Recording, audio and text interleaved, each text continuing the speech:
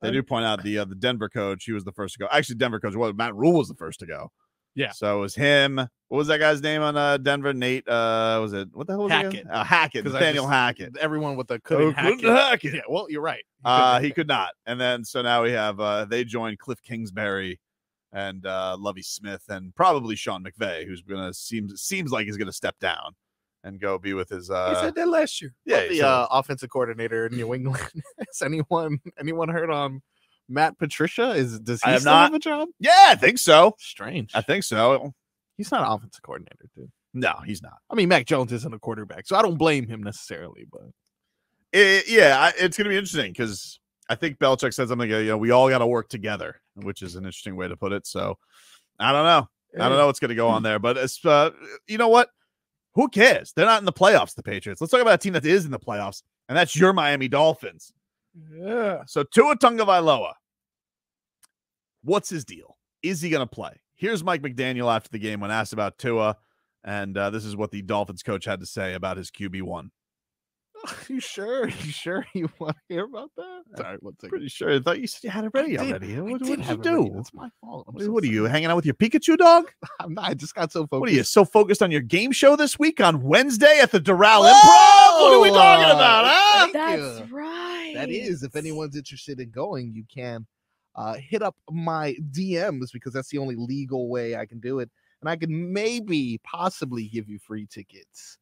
But enough of this mumbo jumbo, guys. Can you please focus on what everybody wants to hear, which is an update on Tua? We have a lot of question marks. I left the Tua question last Friday. He'll have another day. We'll continue to take it day by day, and I will not even think about any sort of game, whether that's this year or next year, until he's fully ready to do so. And that comes with medical clearance. That's why the procedure is in place. So I haven't even thought about that. Sounds like a guy who's been under legal scrutiny under the concussion protocol all season long. Because let me get this straight. He has no idea. Like he hasn't talked to, I know he said that at the press conference. I haven't even talked to him about it. All right. Come on. Hey, Mike, Mystic Mac. Come on, dude. You haven't talked to Tua, haven't asked him how he's felt. Let's be real about it. I don't know. Wasn't Tua on the sidelines? He was in the tunnel. He was in the tunnel celebrating with his team. Yeah. He was in the locker room. So, I don't know if he was watching the game from the sidelines. I don't know what the rules are there. I mean, he's just hurt. Not dead. Isn't protocol different? No. I feel like protocol is like jail. Mental jail.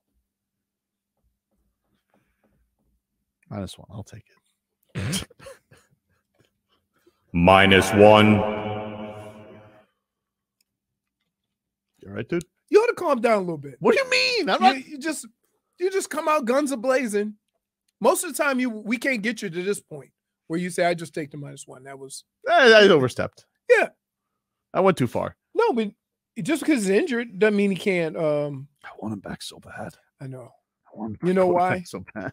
You know why you want him back? Am I a greedy? Let me tell you why you want him back so bad. So good. You've seen Skylar Thompson. the alternatives. Oh, dude, Skylar Thompson looks so afraid, and I don't mean that. I don't mean that as an insult. It just is what it is. He looks like disaster is going to strike. Can I ask you a question? Yeah. How easy do you think it is to just go out there and play right away at any position? Because keep in mind, one of the first linebackers I had to block in camp, I was 8 years old his first NFL season. So how do you handle that? Well, Skylar's a very old rookie. Doesn't matter. It doesn't matter. You're talking about playing with guys that have been doing that job for 10 plus years, and it's your first game. It's gonna look awkward. I know, but how is that gonna look with like a playoff atmosphere? How's that gonna look like on the road and against that team? Yeah, who's on a bit of a quest. Yes, a team that's a little emotionally charged up. Oh yeah. I gotta tell you, how about that game starting off with a kickoff return touchdown? That's crazy. I got the little goosey. You got the goosey. Yeah.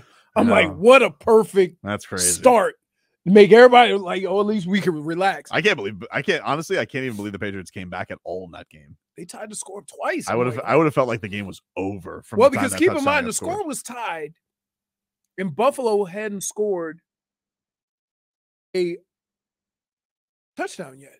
Didn't he have 2 kickoffs the first half? And New England tied the game. Buffalo really didn't look that good offensively. Nah. But then they did our bidding. Yes. Smeathan says that Skylar Thompson plays like a 10-year-old whose genie granted their wish of being an NFL QB. Oh, yeah. Yeah. Dude, it looks like it's a hard thing to explain because the difference, if there's one glaring difference between playing quarterback in college and the NFL, is this. The NFL is anticipatory football, meaning that you anticipate where the guy is going to be because you don't have time to see him get open. Mm-hmm. Or time when you see him get open and throw it, it's too late.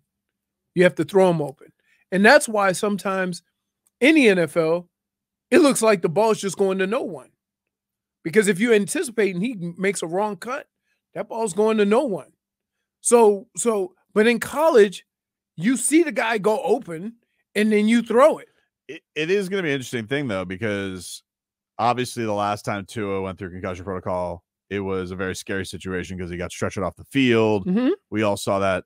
He was Mm-hmm. out for a couple of weeks. Mm-hmm. This one is such a different situation because they diagnosed it after the game.